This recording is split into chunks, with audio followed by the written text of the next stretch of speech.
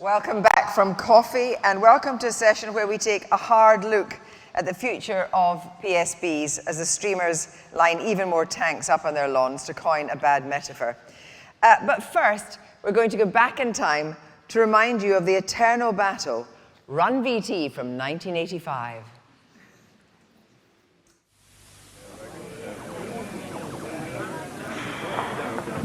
And what can I get you, sir? Oh, give me a gin and tonic. No, make that a double. I need it. I just bought my television license.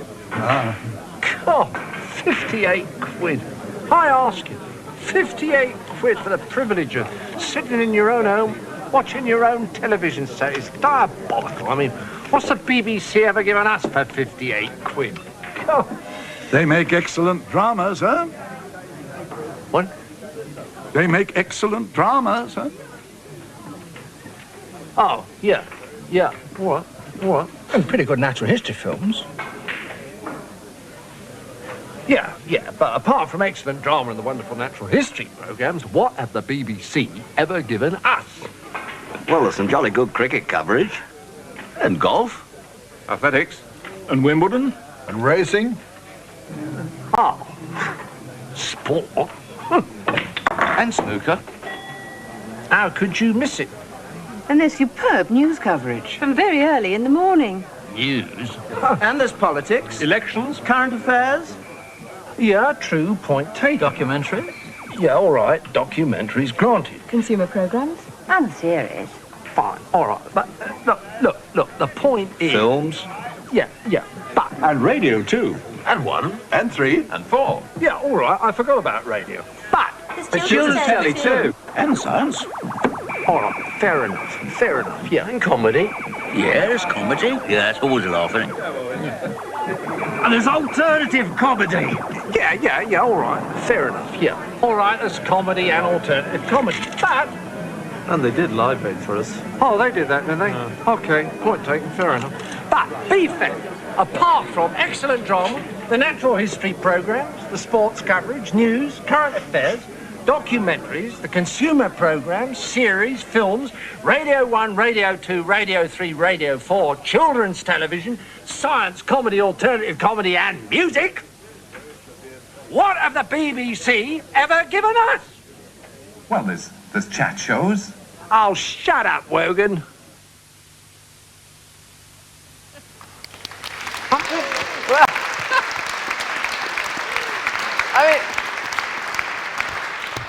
The TV landscape has certainly changed since then, but I wonder how much that cost to make, frankly.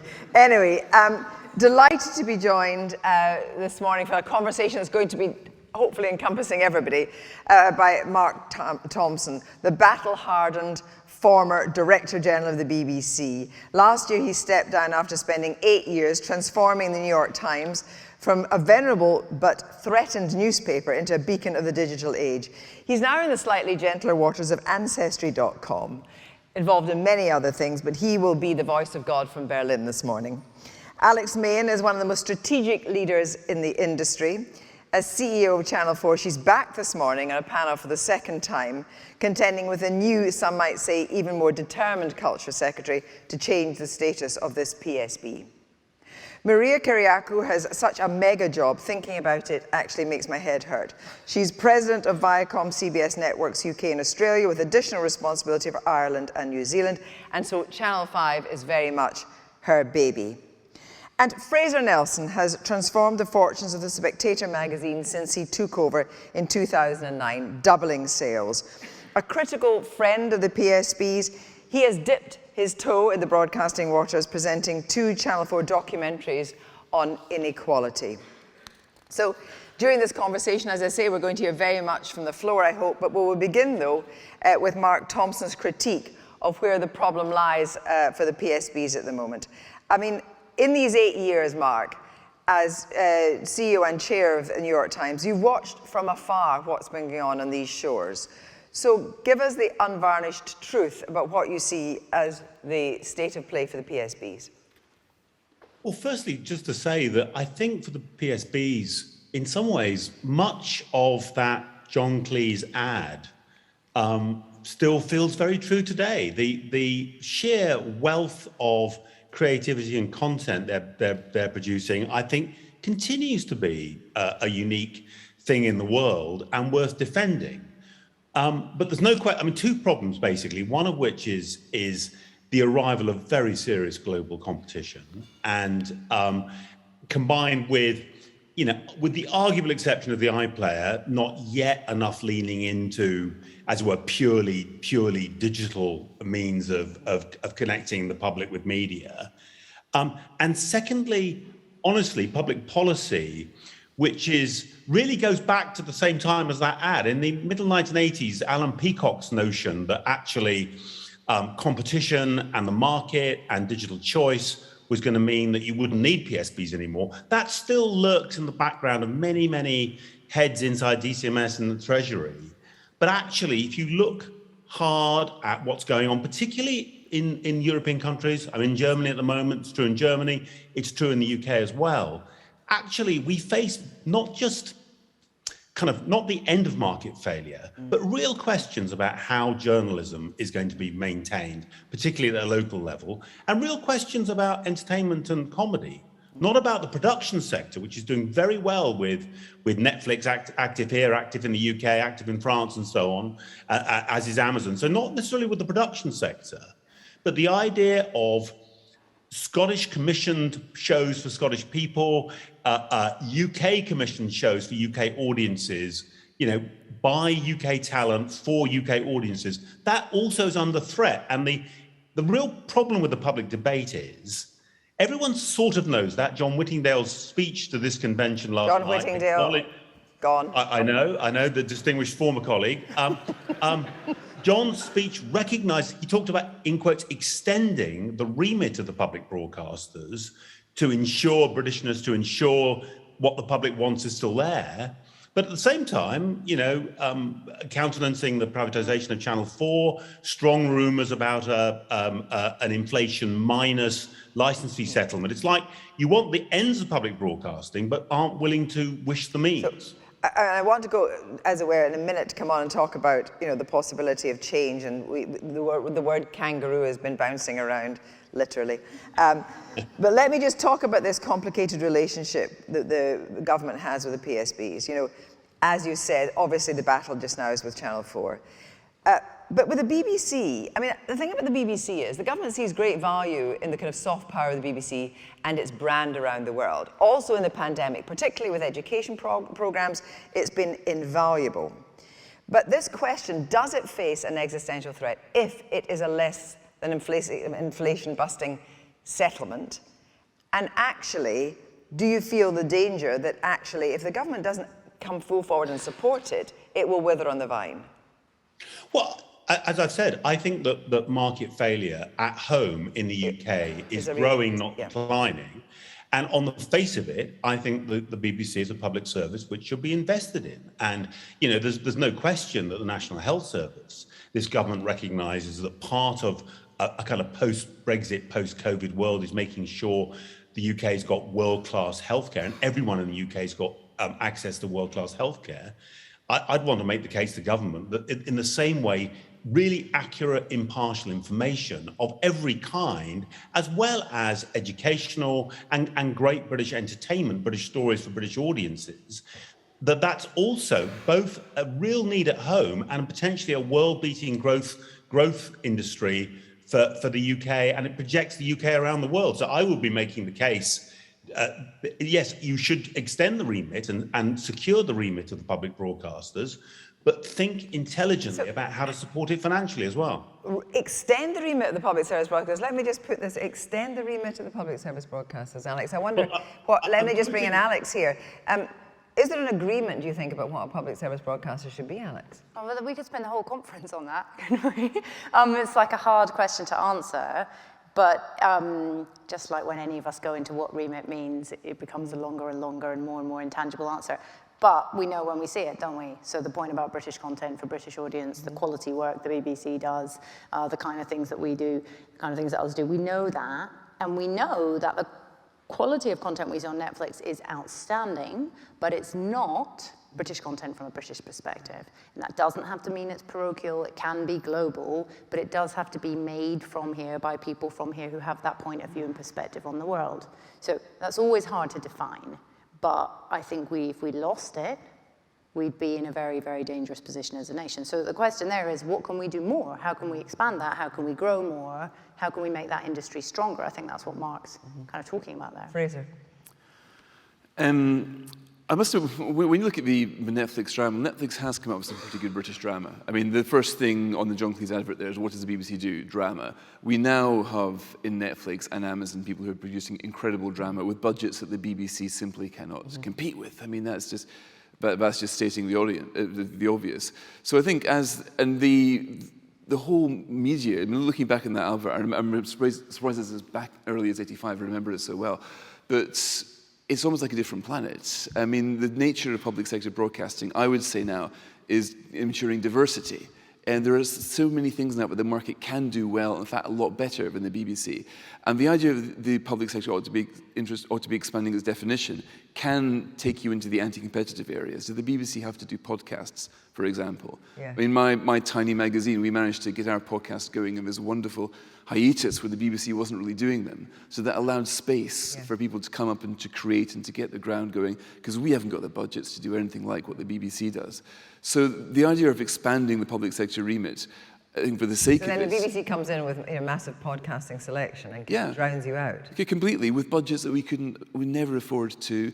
So if the market isn't doing something, sure, you can get the public sector, public interest broadcasters to provide what the market cannot, but to do a pay limitation of the market or to introduce innovation in a way which basically crowds out the commercial sector, that isn't pro-diversity, that's anti-diversity.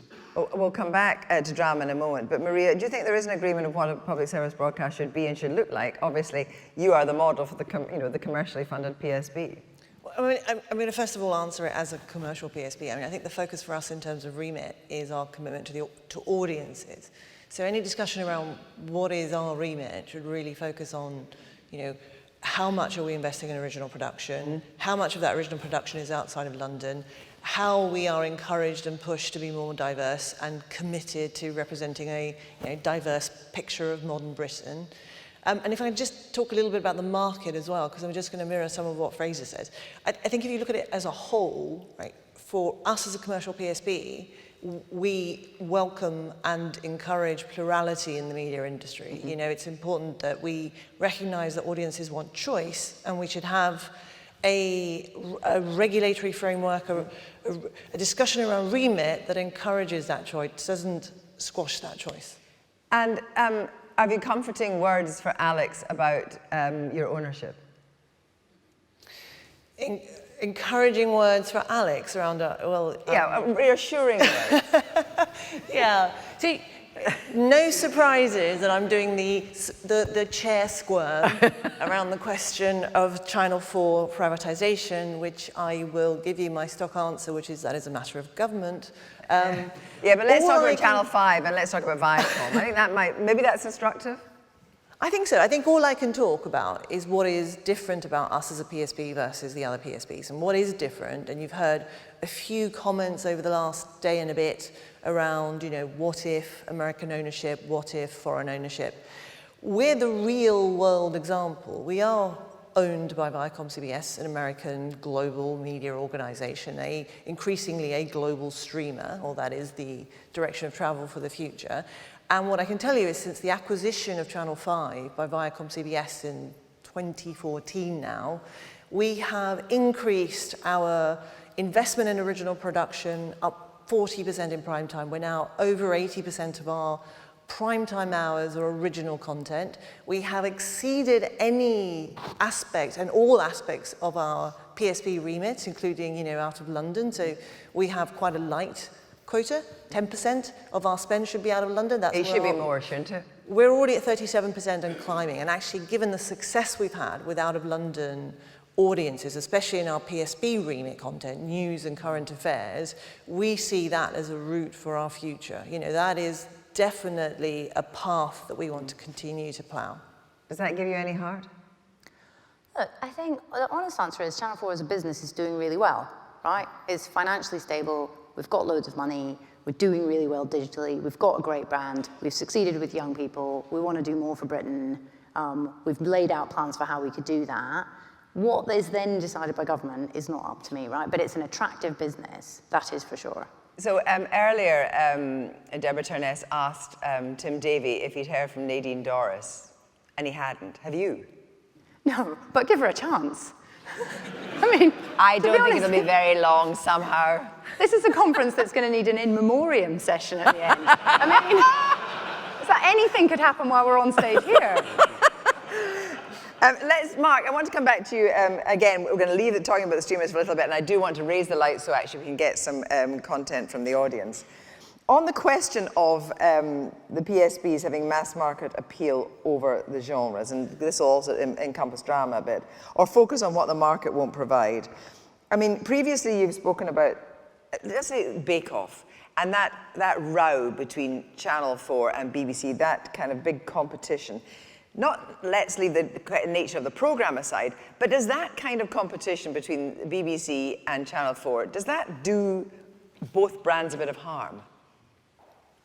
I don't think it's ideal, honestly. I always think as a public broadcaster, the best thing you can do if you lose a show or would like a show is invent a new one of your own and find some new talent and build a new star show.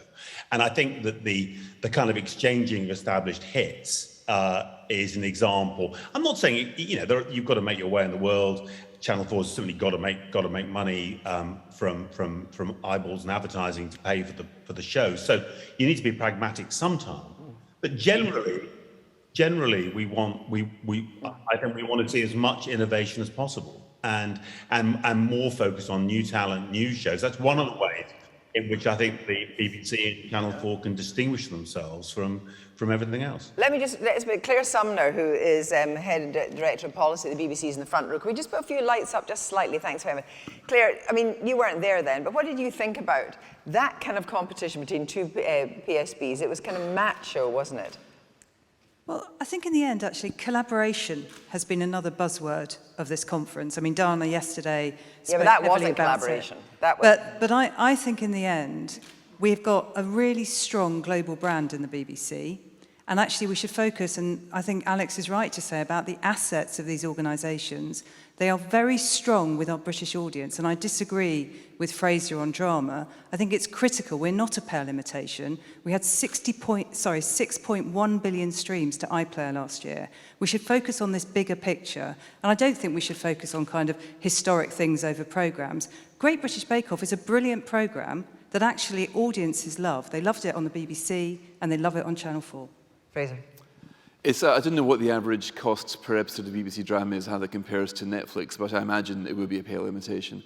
I mean, this is why Murdoch got out of the business. He worked out even he couldn't compete with the sums being put out on a global basis for drama. Of course, I mean, in 1985, the argument was fundamentally different. You're talking about a domestic market. When it's a global market, then of course you've got economies of scale that I really don't think. I don't think BBC drama is bad.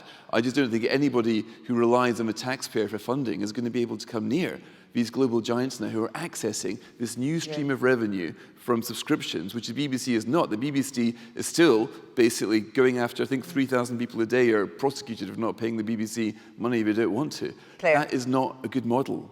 Well, I think two things. I think where you're right is the superinflation in this market, and that's why one of the cases for the BBC is around sustained investment in our future. And we have to be really careful about the dramas we pick. Actually, lots of people here have said how much they're enjoying Vigil at the moment, how Killing Eve was actually a global success. So the issue is actually how we use that investment and how we actually export great British talent, which is part of actually what we do.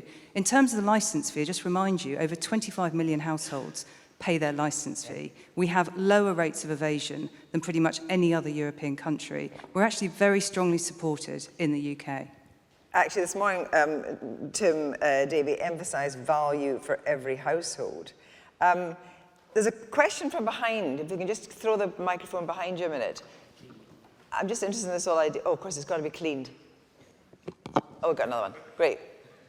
Hi, Tara Conlan. Sorry, this seems a bit of a daily question to you, Alex, but talking about the future of public broadcasting, I know John Whittingdale yesterday said that policies tend to transcend people at the DCMS, but do you think his departure is going to have any effect on the government plans for privatisation of Channel 4? Look, I think, I don't want to be annoying, but I'll probably give you the same answer as I did yesterday. The decision for government, which they've got to make as they go through everything, is what do they want as outcomes, right? You know, the questions about outcomes are, what do you want for production sector? Where do you sit on ownership of IP? What do you want for exports? What do you want for out of London? What do you want for young people? Those are the questions, right? That's for the government to decide, not me. But I guess what's interesting about this, and we are a bit navel-gazing in our industry, aren't we? Not you, but us about this, is like there's a lot of assets here. There's a lot of really strong public service broadcasting in this country. The reason it's strong is because of the BBC, right? The BBC is so strong, others come in like us to compete. That's what makes the whole sector really strong. It comes from a legacy of like 100 years of the BBC, 43p a day and all of that. But that makes the rest of the sector be strong. ITV's got to do really quality programming. We have to, you have to, because we're all competing with that. The question is, how can we do more globally from that and stop like freaking out about the fact that Netflix have got all the money in the world? We still have programming which is really valuable in terms of global exports and that people really want to watch. And I guess Mark's provocation is, how can we do more of that? Well, yeah, let me just pick up, Mark, on something else, which is formats. I mean, should the BBC be spending a fortune on formats? You might remember The Voice. I think you were still DG when the BBC spent £22 million on The Voice. Do you think that was a good use of licence payers' money, and would it happen now? Well, so honestly, here's the thing. I think innovation and creativity comes in many forms, and the idea buying formats that we've got, that we're not talking about popular entertainment when we talk about distinctively British programmes. I mean, you know, it's situation comedy, and in many ways, big entertainment programmes like Morecambe and Wise, which are some of the most important kind of landmarks in Britishness, and so I think it's quite it's great to get into a kind of very crude sort of model for the way this is working. I mean, you know, I don't, for example, believe that production value, big budgets, is the only thing that matters in drama. The finest drama, television drama the BBC's ever produced, Boys from the Black Stuff, was a very low-cost video production based out of Birmingham. That was, I mean, it's about writing, it's about conviction, and it's about powerful stories. And I think it's so easy to fall into this kind of, it goes back to Alan Peacock in the 80s, this kind of crude taxonomy of sort of religious documentaries and arts programs as being public service, and anything which people actually love and take into their hearts is scruffy commercial stuff. We've got to just not get into this sort of very narrow-minded thinking about it. And I think Saturday nights of bringing, you know, very large parts of the country together with big entertainment shows is part of the story. And I think it's a very honourable part of the story of the BBC. And I don't see why the BBC should sacrifice that completely at all, or Channel 4. Before we go on to regulation of PSBs, we've got a question here. I think it's Peter York in the second row. Peter York from the Media Society. The elephant in the room, almost literally, is the growing, unremitting hostility of the BBC, above all, but Channel 4 also faces, and it's political in this government, it's meteorological, you know, 80% by print numbers of the national press run BBC bashing stories practically every day. So to frame the whole discussion in terms of technology and sort of technological imperatives or markets doesn't describe the real question about public service broadcasting. It is about intent. John Whittingdale pretty much said, I don't care what anyone says, we're going to privatise Channel 4, that's it. And that is it. Technological determinism, when you say, oh, there's great technology out there are great products being made out there, so other people shouldn't continue making their products. There wouldn't be any British film industry if people have thought that about Hollywood. There is agency and intent, not just markets and technology. Let me put that to Mark in a minute, but first to Fraser. I don't think it's right to say that you're being anti-BBC if you point out that the corporation will be forever stymied if it is relying on politicians to decide how much money it's going to get, where it's listening to people like John Whittingdale saying what content it shouldn't be producing, where you're waiting for Nadine Dorries to decide how much you're going to get. That is not a very sustainable situation, especially not when the streamers have demonstrated this cash geyser that is available in subscriptions. The subscription market has really changed so many things. I mean, even my magazine, The Spectator, we've done well because Netflix and Amazon have created a new consumer habit, not whether you subscribe to something, but what you subscribe to. And in this consumer habit, publications like mine have come behind them as slipstream, but your average person now is absolutely thinking in terms of what they subscribe to. And the BBC, you're quite right, it is very well supported. I think the BBC would get huge amounts of support in that form of revenue. I don't think we need the taxman and the magistrates' courts to implement it, not in this day and age. But what do you make, as a political watcher, of the government's attitude, not only to BBC but to Channel 4 at the moment? What do you think is driving it? Is it something that's kind of small and almost pettily insignificant, or is it something much more ideological? I'm afraid there is a large element of what Peter suggests, the sort of, if it can be privatised, it should be. There's also a mistaken premise, I think, that some Tories think that if Channel 4 was independent, it might somehow be more politically favourable to the Conservatives. Now, if you look at the other, do you think Sky is more right-wing than the BBC? I'm not sure I do. If you look at so I think that's a mistaken premise. But when you look into when it comes to diversity of opinion, I think the Channel 4 will do documentaries that the BBC never would. They did a documentary saying global warming is a swindle or something like that. They did critical documentary, Benefit Street, about the welfare system. That's the sort of diversity of opinion I think you'd only get if Channel 4 was in its current ownership. If Channel 4 was privatised, I think it would be a lot more like it will first of all be bought by somebody else. Secondly, it would be under huge commercial pressures to come up with less diversity. I think you end up with less diversity in the marketplace. So I think the Conservatives are wrong to equate independent ownership with diversity. I think it would also be a mistake to privatise Channel 4, not least because of the diversity of the sponsorship for all of these independent companies. But Channel 4 helps the ecosystem, is far richer as a result of Channel 4's current ownership. What's your analysis, Mark Thompson? Well, I agree with a lot of what Fraser just said, but 3 points to me. Firstly, it's really important to say that broadcasters, we're not elected; they're elected. And they have an authority which broadcasters don't have, and you have to go and talk to governments with the humility of recognising the power they have. Secondly, I want to say, for the BBC and Channel 4, the idea of things like the charter, once 10 years, and long-range funding, which was meant to insulate the BBC from political interference and from constant noise, is clearly breaking down, and that's a bad thing. Government shouldn't be endlessly re-looking and endlessly reopening everything, because it does expose the BBC and indeed now Channel 4 to continuous pressure, which is undesirable. And it may not be intended, but that's I think the reality.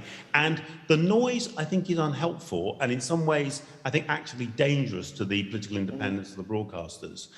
Thirdly, although it's true, the ministers are elected, they have genuine public authority to make ultimate decisions, we also have our direct relationship with the public. The public love us, and many of them strongly support us, and we have a right to go to government and be pragmatic, but also make our case very strongly. And I'm quite sure that leadership, both of Channel 4 and BBC, will be doing that with the new team at DCMS and with number 10 and number 11. Before I come on to regulation again, I want to take another question. It's from Claire Enders. Claire. Thank you. Claire Enders from Enders Analysis. I wanted to ask Fraser if he'd pondered the needs and lives and income of those 35% of this population, many older, poorer people who have no wish to subscribe to anything and who have rejected subscription options, and how that would sit with forcing those people, for instance, to change their modus operandi, and for us as a nation to lose the universality of experiences that are accessible to all because of this push for subscription. So I think I'd really be interested in why you want to force those people away from pleasures, shared experiences, ethos of a gift, of a culture and of a distinctive British culture to our entire nation in favor of some ideological opposition to freely available, universally valuable goods. Fraser. Well, I'll tell you what I would not do to those people that you mentioned, low-income people. I would not prosecute them. I would not put £3,500 of them a day through magistrates' courts for not paying something that we don't particularly want to buy in the first place. I also don't believe it is a question of either or. The BBC has got so many ways of raising money, of keeping, sure, you can have the license fee component, but raise money in other ways. I don't think these people should, be any more than they should be the police going after them for not paying Channel 4 or Channel 5 their money. There are so many more. They don't pay me any money. I know, exactly, but that's the point. I mean, the question is, what has Channel 4 ever done for us? Your average John Cleese at the bar would pay nothing for Channel 4, nothing. But really enjoy it. But really enjoy it, exactly. They wouldn't get the radio stations. But the idea that it's either that or force everybody to pay. Right now, I think, from the progressive element that you mentioned, there is a real problem. I mean, my colleague Charles Moore, some of you might know, didn't pay his license fee as principal, and he was taken to the courts, and he told me the sort of people that he was seeing that were dragged through in the same day as him. I think 1 in every 10 persons prosecuted in the magistrates' court is prosecuted on behalf of not paying the BBC. It really, is that the best we can do as a country? I think there are more imaginative ways of getting money that can give people what they want, that can have the universality, but cannot have a taxman and the justice system enforcing it.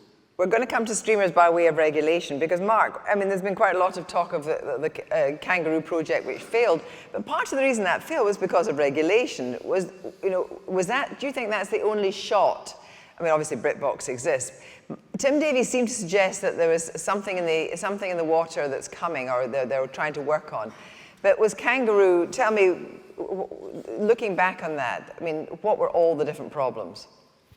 No, it's very straightforward. I mean, actually, the good news was when we invented the iPlayer, we simultaneously, and it wasn't actually, as John Whittingdale said last night, it wasn't BBC Worldwide, it was a BBC strategy to have a global iPlayer, but not just for the BBC, but for all the British broadcasters. And ITV and Channel 4 very quickly came on board. And the only problem was the entire plan was rejected by the competition authorities. But to be honest, I want to say my honest view right now is, with current public policy where it is, where the government and Ofcom and everyone where it is, that kind of ambition in 2021, in my view, would be rejected again. In common with many other European countries,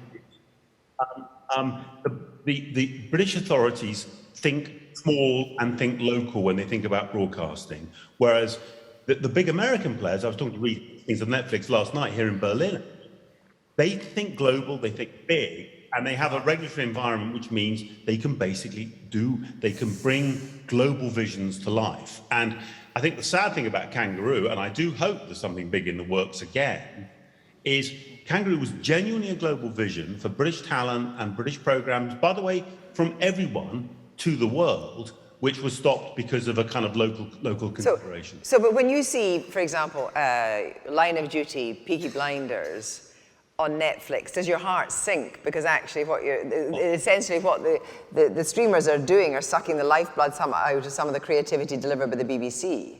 Sitting in my apartment in New York, it's very convenient. I can watch the best of British shows. Yeah, we're not all in an apartment in New York. They're brought to me by my favourite American streamers. So, from a global consumer point of view, it's kind of expensive, but you can see the best of the best from every country. But in the end, you never know American knows the original making brands. You used to know in America that it was the BBC. You never know it's the BBC or Channel 4. Does that matter? All of the branding really just disappears in the wash, and people assume it's Netflix or Amazon or whatever. So it's really bad for the British. In the end, it's bad for the British. For years and years and years, our movie our movie industry made great American films and was mainly known around the world for American films like James Bond, shot at Pinewood and all the rest of it. We're in the danger of becoming wholesalers of talent to the world, and the British bit, the British brand, the British voice, just getting lost in the mix. Let me just put that to Claire Summer. You are the BBC for the purposes of this conversation. Big mistake. Lucky me. Yeah. Throwing it away to Netflix, all this stuff, you know, and as well as that, can you just give us some heads up on what Tim might have in the ether as a kind of post-Kangaroo offering? I haven't got anything to add to what Tim was saying, which is we are, as one of our priorities, looking at commercial growth for the BBC and looking at that actively in terms of what it means. And I'm not going to go beyond that. I think in relation to the Netflix point, I think one of the reasons why we see some of the growth of the iPlayer is actually the market's moving quickly and the way that content is windowed and sold is changing. And I think one of the challenges for us is exactly what Mark says, which is actually about regulation and recognising that we're in a global digital marketplace and actually stop making this so narrow, because it is actually reducing our ability to operate. It's reducing our ability to be both a great British asset and also act globally. And I think that's the thing that, you know, we're going to see where Ofcom goes with that and see where the government goes. Yeah, well, you're a former government, being a former, well, I should say civil servant, but do you think Mark's analysis is right, that there would be the same problem now as there was with Kangaroo then? Is that what essentially you as a policy person think? Well, I think it was a huge regulatory mistake, and it's an issue which actually allow the market, allow people to have the opportunity to perhaps take that move and then look at the impact of it, as opposed to actually stop innovation. I think it was one of the things that really stopped some of the innovation of PSBs, and we might well be in a different place if it had happened. But also, I think we can't look backwards. We've got to say that we need a new digital framework in a global environment, which is what we've been talking about. Maria, from your point of view, how do you, I mean, you're streaming, but how do you take on the streamers? You're streaming at the same time. Sure, I'm going to answer it in two parts. Yeah. Because I do flip-flop between being two things, right? I'm going to answer it as part of ViacomCBS. So Channel 5 is a valuable asset in a portfolio for ViacomCBS. And what we have learned here in the UK, and everyone here is going to say, blimey, that's obvious, is you do better commercially if you deliver British content to British audiences, because that's what British audiences want to watch. Now, we're taking exactly that learning across as we start to commission for Paramount+. It is our intention. The Paramount+ is your new platform. Yes, it's our new SVODs platform launching next year. Started the rollout this year, will be in 25 territories. I won't go on, there's a lot in that. But back on my chain of thought, we are fully committed to this creative community, because I personally think the UK British production sector is the best in the world. You know, we have the most talented people working in this country, and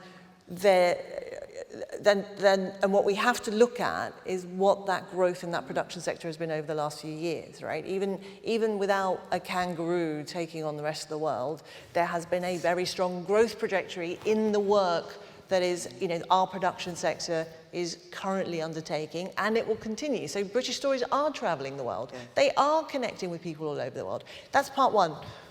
Part two is, what do we do here in this country? And I think there is, in this country, especially around our BVOD players, all four being the most successful. Thank you. My five, not so successful, but trying to catch up.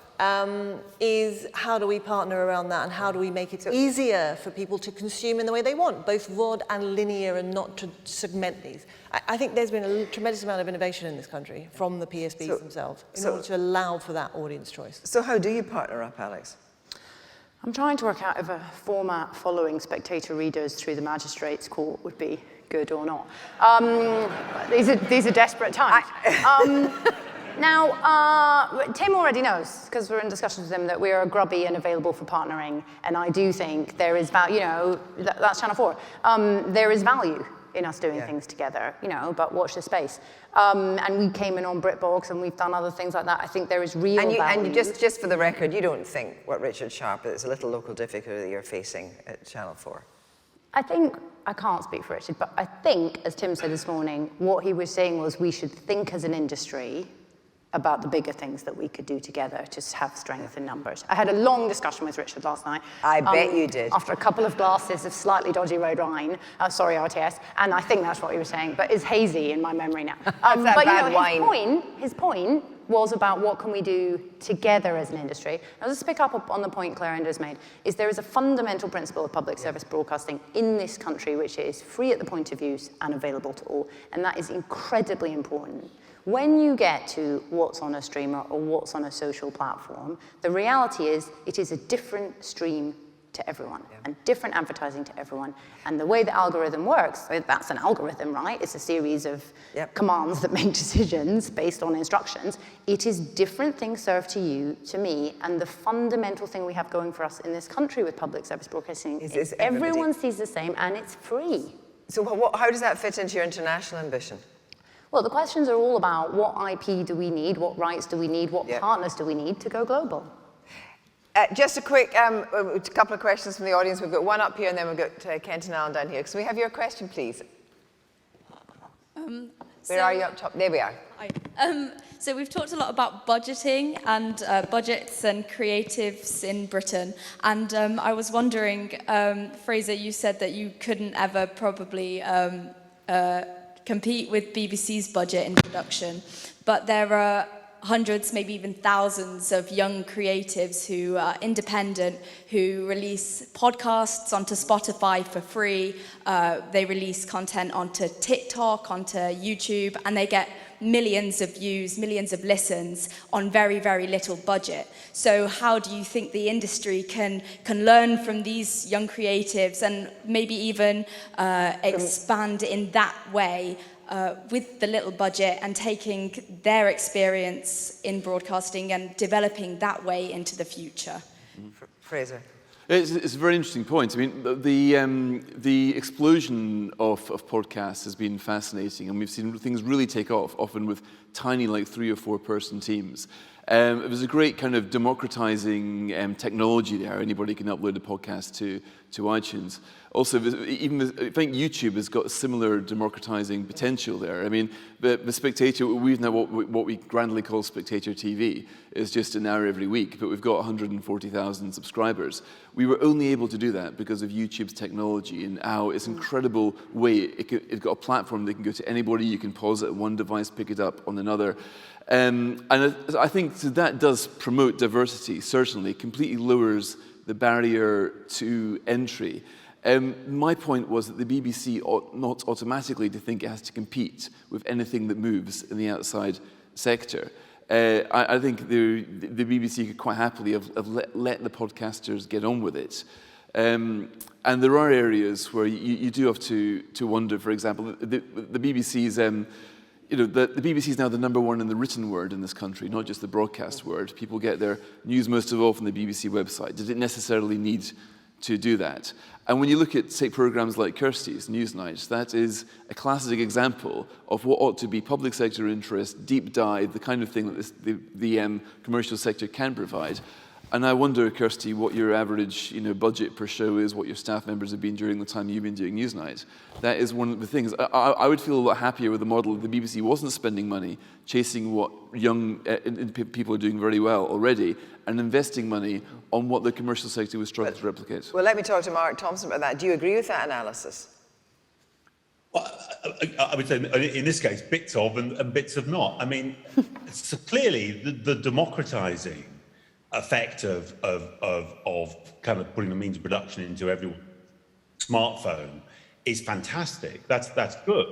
We shouldn't forget it's also brought radicalization, racism, QAnon, conspiracy theories, you name it as well. It's a kind of Wild West out there.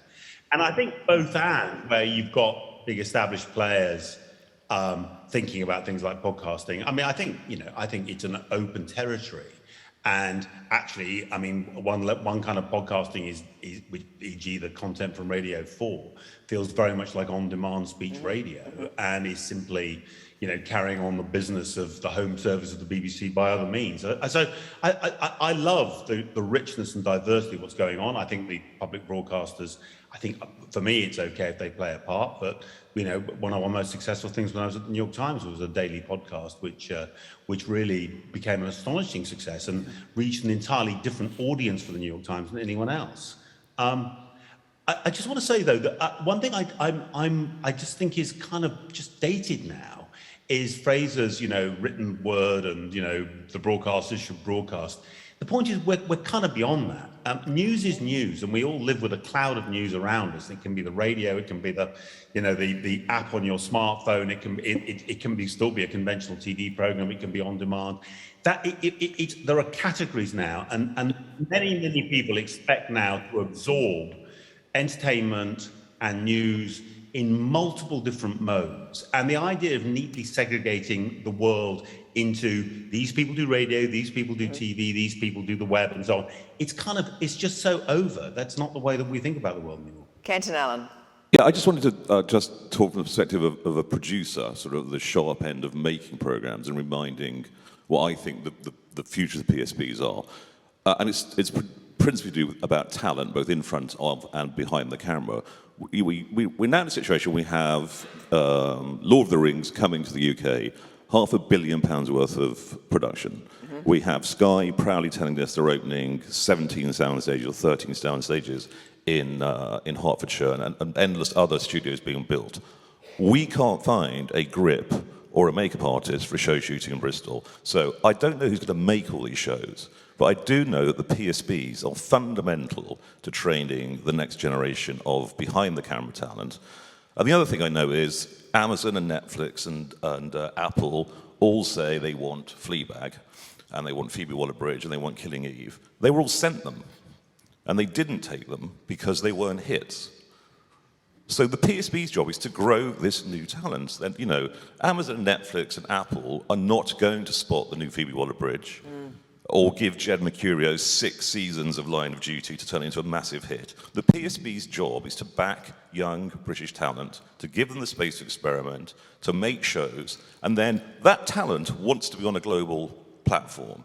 So our job is to finance those shows to the best of our ability, which, Fraser, involves taking, on the latest show we're doing, Stephen Merchant's The Offenders, 20% of the money comes to the BBC, the rest of it comes from Amazon and tax credit. So this simplistic notion that it's just Amazon and Netflix buy everything up, there's a very sophisticated co-production model that goes into producing these shows. The talent want to be in front of a global audience. At the moment, the way you do that is by co-producing. Well, but put it to Alex first on the idea that PSBs, you need to be growing this creative talent. I mean, I know the BBC schemes, there's Channel 4 schemes. Netflix actually also has a scheme in the UK as well. Very well said, Kenton. Look, a lot of what we do is bringing new people into the industry, right? Whether that's trainees behind the camera, getting people to develop their skills, whether it's staff, or whether it's talent on screen. But that's writers, it's directors, it's on-screen talent. It takes a long time, and normally the first 3 shows maybe aren't profitable because you have to learn your craft. Yeah. There's a huge amount of what our organizations do, and it is very important. When those talent are established, they go somewhere else, but they don't always disappear. Tonight we've got on Help by Jack Thorne with Jodie Comer and Stephen Graham about what happened in care homes. Yep. At the start of the pandemic. That won't be on anywhere else, you should all watch it. But those talent also want to work in our industry because the work's so good, so it's not always about budget. PSB training from Channel 5. Sorry, training from another PSB point of view from Channel 5. So this is a really strange industry in that the health of my competitors is really important for me, right? I want and need a healthy Channel 4 and BBC because they are all contributing enormously to our commonwealth, and our commonwealth includes you, Kenton. It's our creative community is our commonwealth as an industry, and that's what's going to give us strength to make sure that we stay relevant in our own country, but also to continue to provide content that the rest of the world wants to watch. And what about training? Where does Channel 5 stand on bringing forward young makeup artists, young grips, young camera people?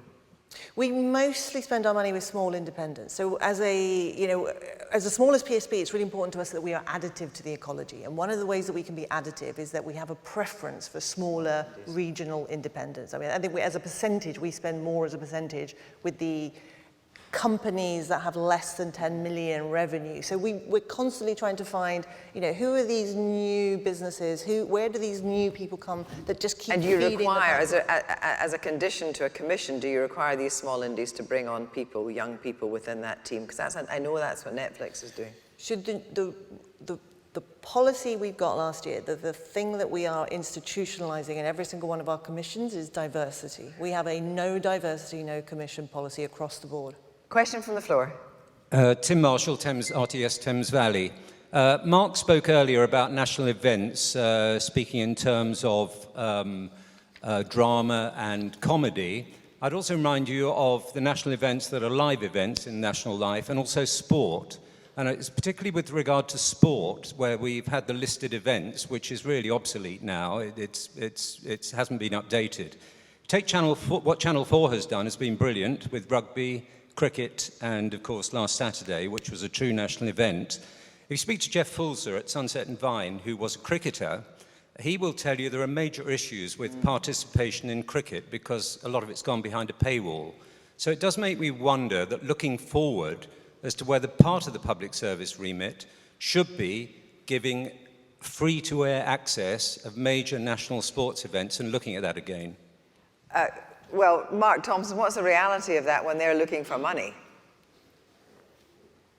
Well, I mean, that's really the central puzzle that we're all talking about today, which is, and on the subject of money, I do think the issue of where, and it's one raised several times by Fraser, and it's raised by John Whittingdale yesterday. I think where is the capital going to come from to take the public broadcasters to the next stage? I mean, the whole industry, the British industry, is the next stage. I mean, I know from my experience in America and now here in Germany and elsewhere, the business of creating digital successes it's very capital intensive. Mm-hmm. You can't do it just with a little bit of pocket money, as it were, while you're continuing to do your current operation. And I think it is a major public policy question. If you want this to be one of the growth industries for the UK, really great at home with kind of local agency, British talent, the British audiences, but also an export and a kind of projection of British talent around the world.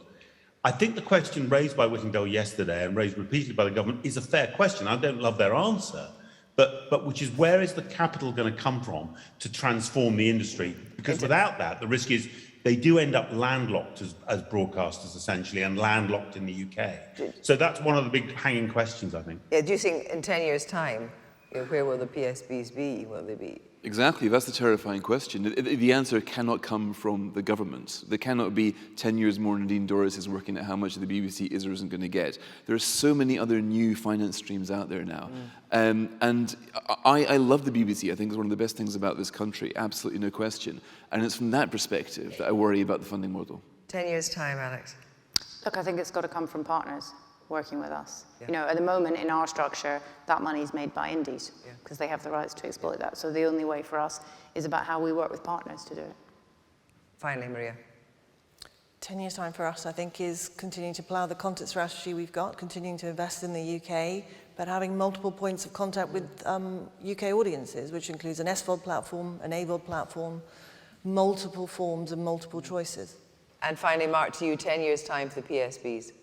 Look, we can see two pictures, can't we? We can see 10 years of a kind of shrinking BBC and a Channel 4, which kind of still feels subscale and which potentially is in the hands of new owners who really want to drive cash out to make sense of the acquisition they've made. That's what you do when you acquire a program.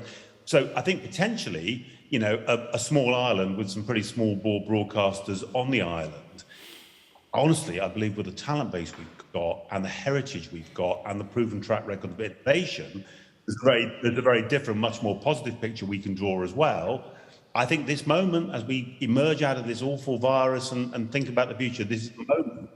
I hope the new Secretary of State and her team are going to be really bold in the way they think about it.